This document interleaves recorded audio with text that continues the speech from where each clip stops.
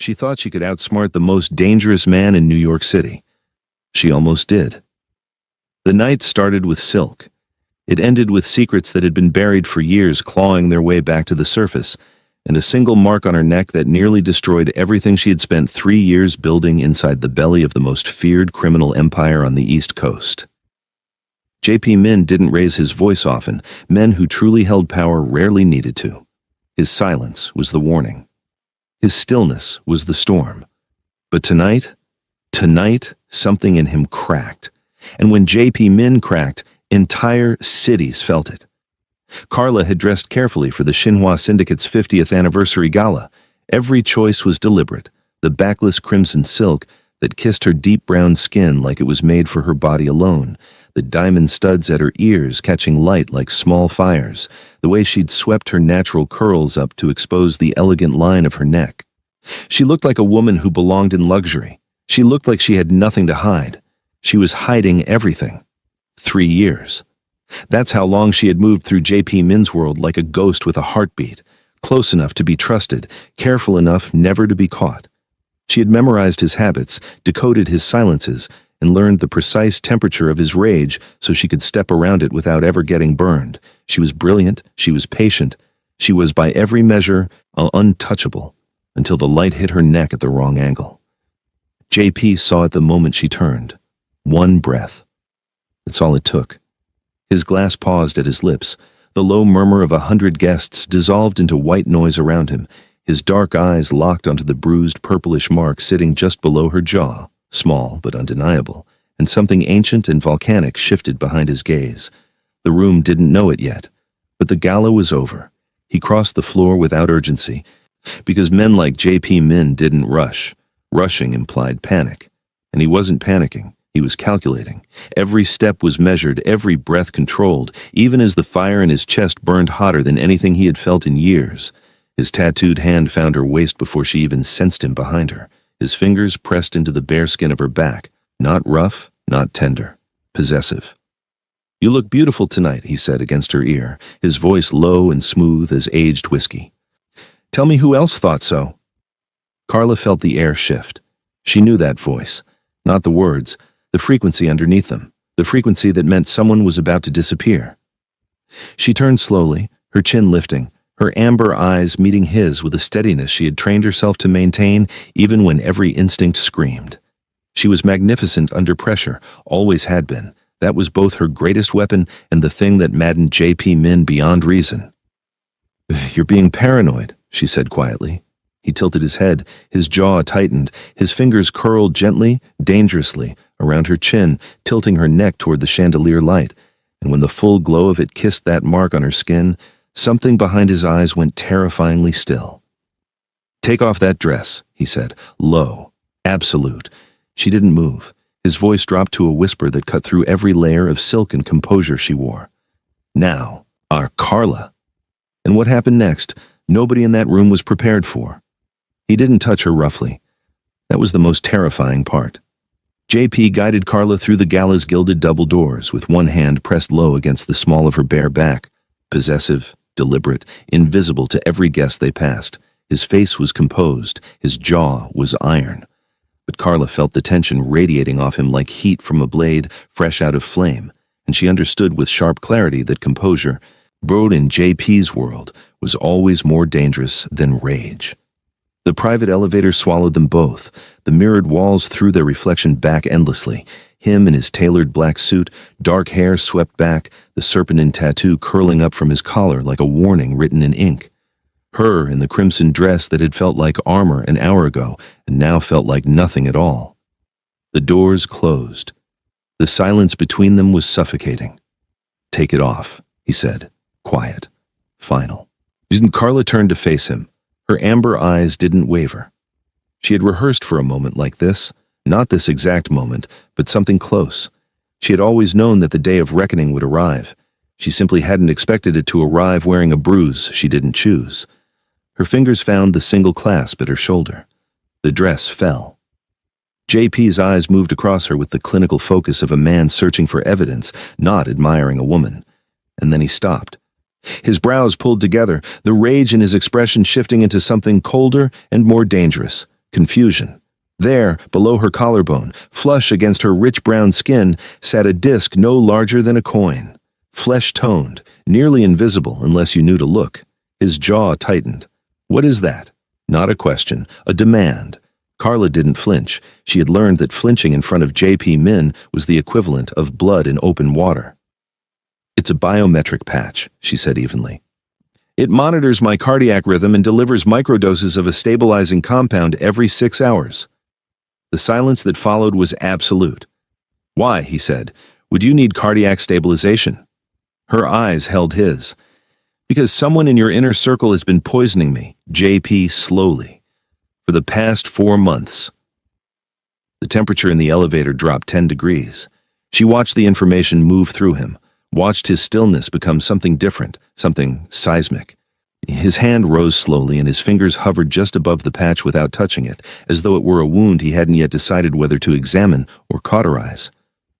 Who gave this to you? A doctor, someone I trust, someone outside your circle.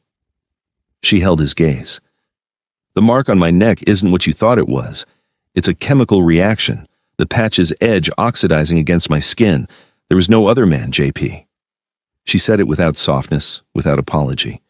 She laid the truth in front of him the way you place a weapon on a table, carefully, handle first. What happened behind his eyes in that moment she would never be able to fully describe. It wasn't relief. It wasn't guilt. It was something rawer than both. The terrible, specific pain of a powerful man realizing that the danger didn't come from outside his walls.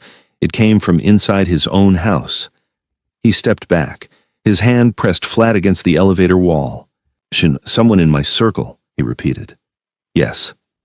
He said nothing else, but the look on his face told Carla everything, and it terrified her more than his anger ever had, because J.P. Min had just become a man with something to prove. And she still hadn't told him the worst part. By midnight, the penthouse had become a war room.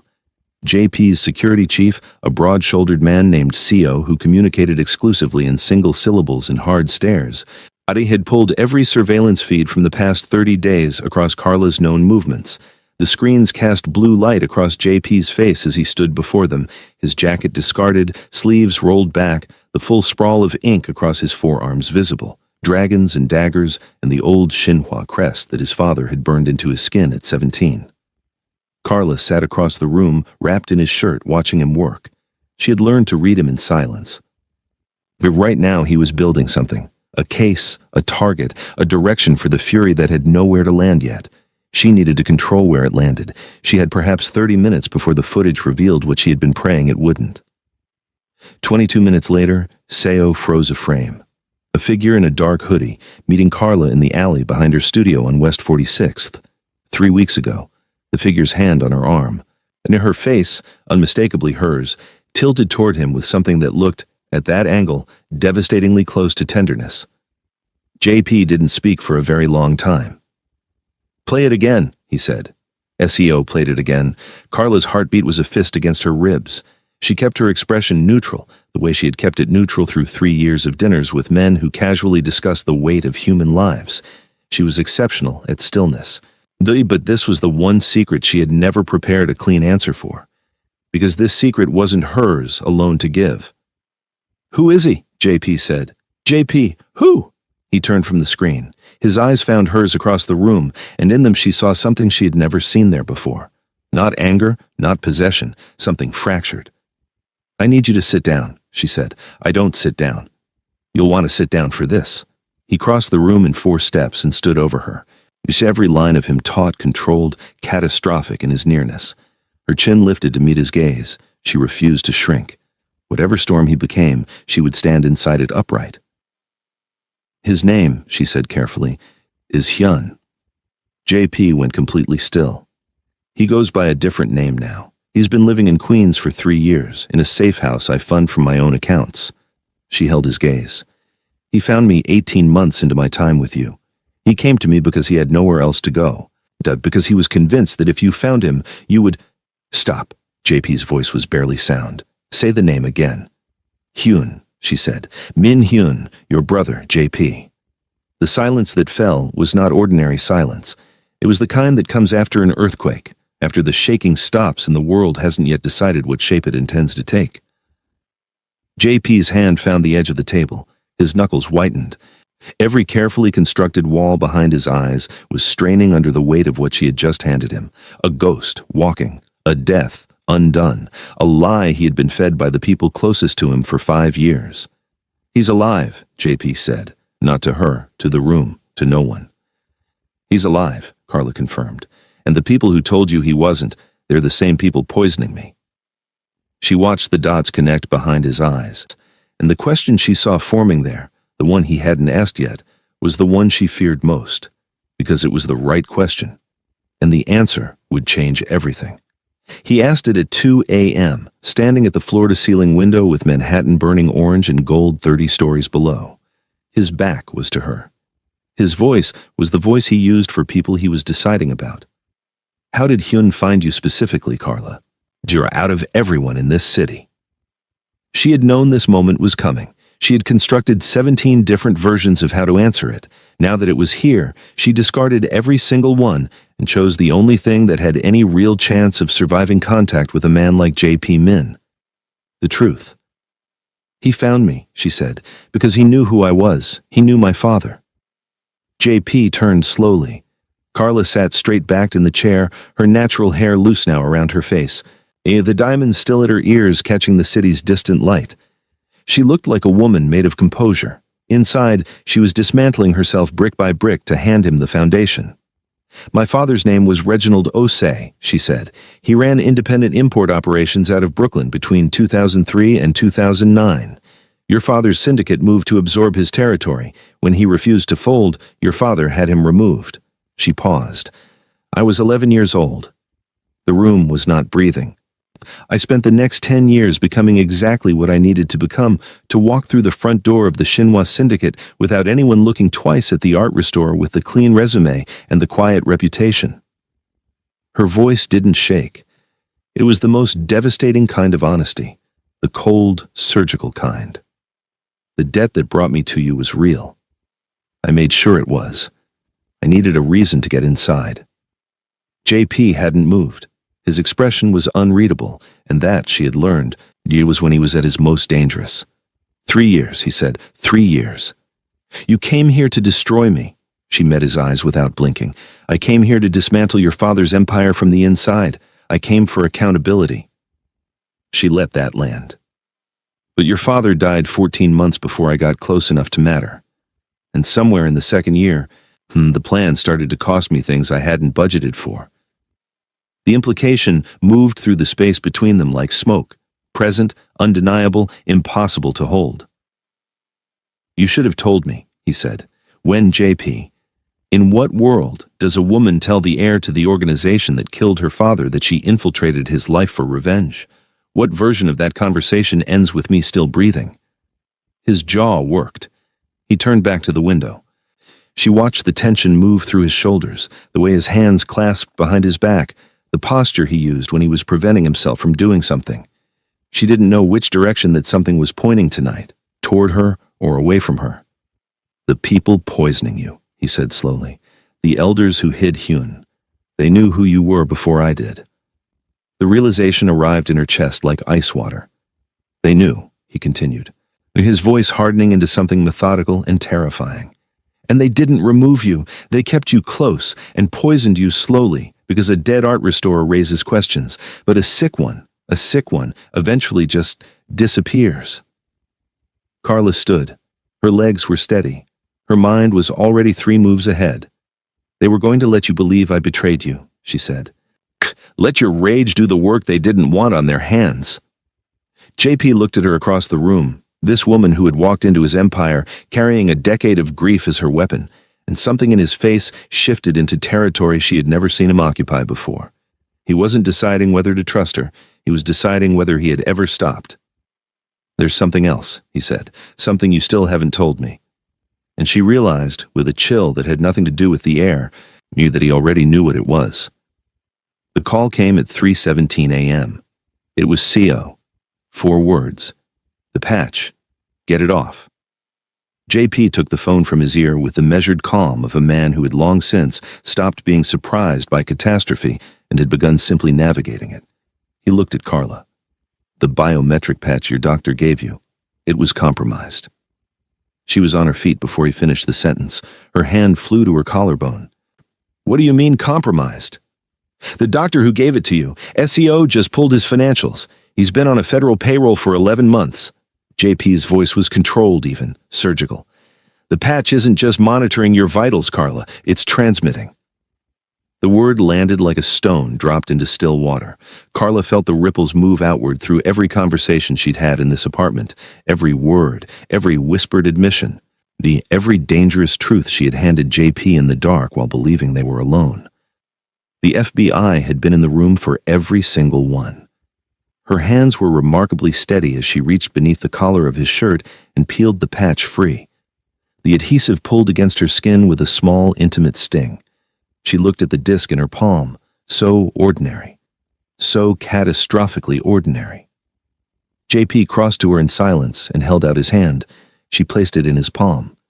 He studied it, then set it carefully on the table as though it were a sleeping thing he didn't want to wake.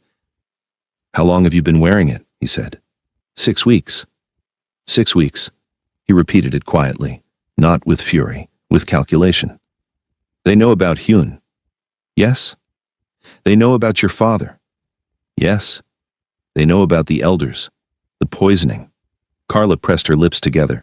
Everything we said in this apartment in the past 6 weeks. Yes. The silence stretched. JP moved to the window, and she watched him think. Actually watched the architecture of a plan forming behind his stillness, the way his gaze focused on the middle distance and his breathing slowed and deepened. This was the JP Min that empire builders and crime lords had built legends around, not the rage, the ice. Then we use it, he said. She blinked. Use it. The patch is still transmitting until we destroy it, which means for the next 4 minutes, whoever is listening believes they have a live feed. He turned to face her. We give them something to hear. Carla understood immediately. Her mind was already running the script. What to say, what to imply, what breadcrumb to drop that would send the federal surveillance in exactly the wrong direction, while JP moved his brother and sealed off the elders before dawn. She was, after all, a woman who had spent 3 years performing a version of herself for an audience. The one more performance was nothing. But then JP said something she hadn't prepared for.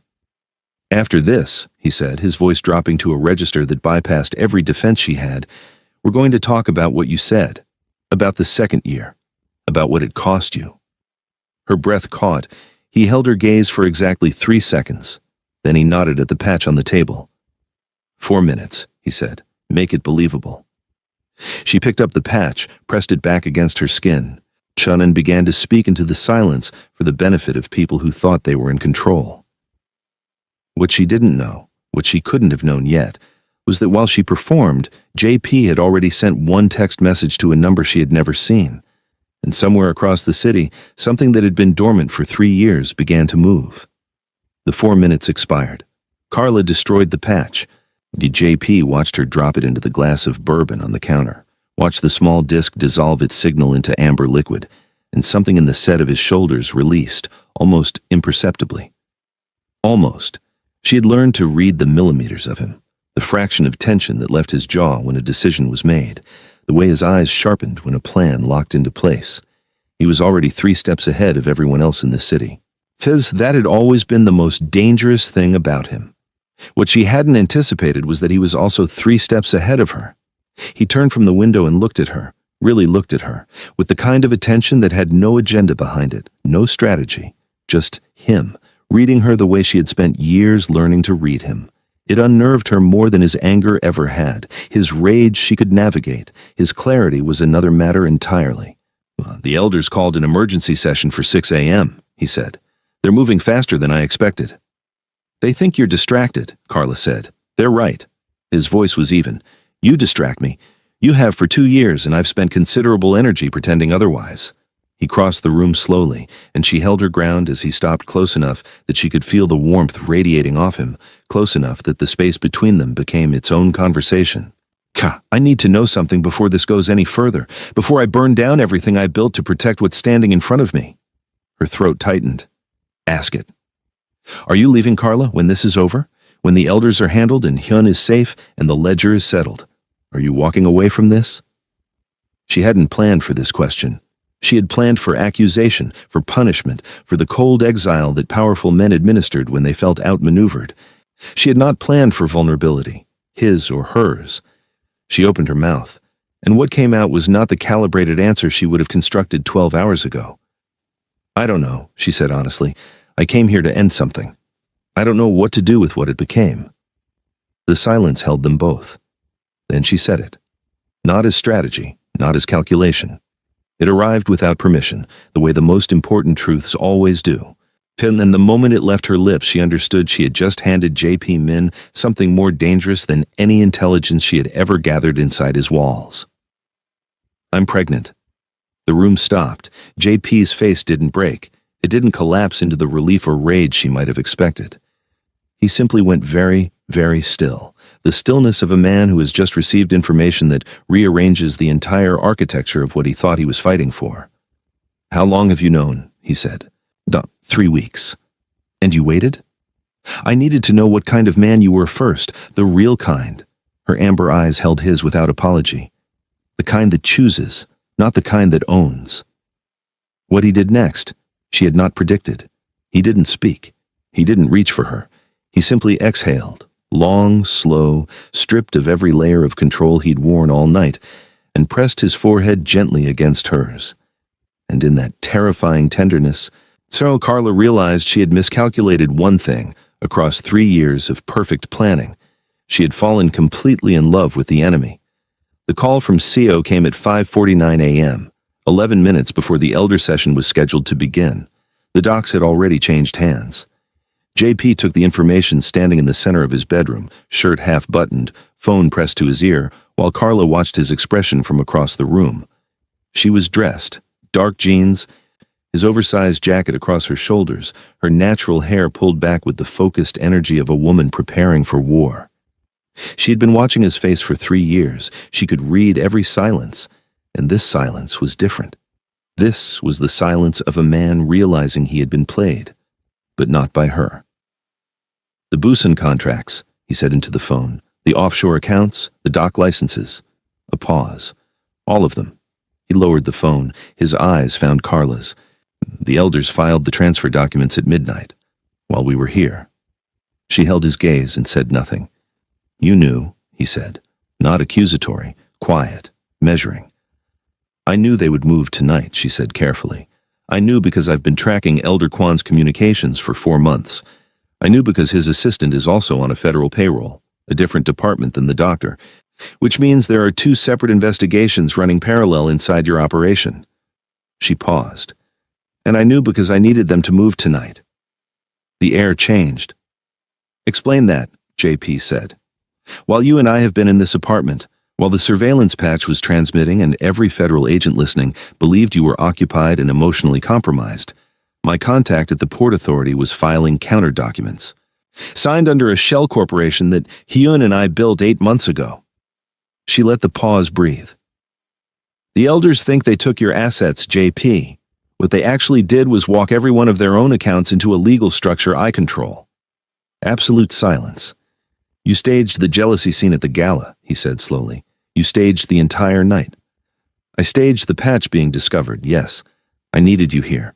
I needed the elders to believe you were falling apart over a woman, so they would move on your empire tonight, in the window I created. Her voice was steady. The asset transfer they filed at midnight recorded in your favor before the sun came up. Every dock, every contract, every offshore account, it's yours. Legally, publicly, irreversibly. JP looked at her for a long time. The morning light was beginning to press against the windows, gray and reluctant, illuminating the sharp planes of his face, the ink at his throat, the expression of a man recalibrating everything he thought he understood about the person in front of him. You ran an operation inside my operation, he said, for 8 months, using my brother, with your brother's full and enthusiastic cooperation. Another silence. Then something extraordinary happened. The corner of J.P. Min's mouth moved, barely, and fractionally, in something that could not quite be called a smile but lived in the same neighborhood. "The elders," he said. "They don't know yet. They'll find out at 6 a.m. when the session begins, and their own lawyers inform them the transfers didn't clear the way they expected." J.P. buttoned the last button on his shirt. He straightened his collar. He reached for his jacket with the deliberate composure of a man walking into a room he intends to own. "I want to be there," Carla said. He paused at the door. "I know." He held it open for her, and for the first time in 3 years, she walked through it as an equal. But neither of them knew that Elder Kwan had one move left, and it was aimed directly at the life growing inside her. Elder Kwan was 71 years old and had survived 4 regime changes inside the Xinhua Syndicate by being the most patient man in any room. Yet he looked at JP across the mahogany table with the particular composure of someone who believes they are holding cards that haven't been played yet. The other 3 elders flanked him, faces carefully neutral, hands folded, the practiced stillness of men who had spent decades learning to execute betrayal without changing expression. Carla sat to JP's left. She had not been offered a seat. She had taken one. Yi Kwan's gaze moved to her with something that wasn't quite contempt and wasn't quite curiosity. It was the look of a man who had underestimated a variable and was quietly reassessing. Good, she thought. Let him reassess. Let him be a few minutes behind. "The transfer documents," JP said pleasantly, opening a folder on the table, "appear to have experienced some complications." Kwan didn't blink. "Temporary, clerical. Permanent," JP said, "legal. And quite public as of 40 minutes ago." He slid the folder across the table. "I believe you'll find everything is exactly where it belongs." What happened next? She had not anticipated. Kwan smiled. Not the smile of a defeated man, the smile of a man triggering a contingency. "The accounts, yes," Kwan said softly. "I concede the accounts." He folded his hands. "But there is still the matter of the key." JP's expression didn't change. Carla's heart rate did. "Every offshore account in the Xinhua system," Kwan continued, "requires biometric authorization. A secondary key that your father embedded into the syndicate's founding documents 23 years ago." His eyes moved to JP's neck, to the tattoos curling above his collar, intricate and ancient and layered with meaning that only the syndicate's founding members fully understood. "The key is the map, JP, and the map requires an interpreter." Silence. "You cannot access a single dollar without the cipher," Kwan said. "And the only man who knew how to read it died with your father." JP said nothing. He simply turned to look at Carla. And Carla, who had spent 3 years restoring damaged art, learning to see the original intention beneath every layer of damage and time, reached into the folder she had brought and placed a single sheet of paper on the table.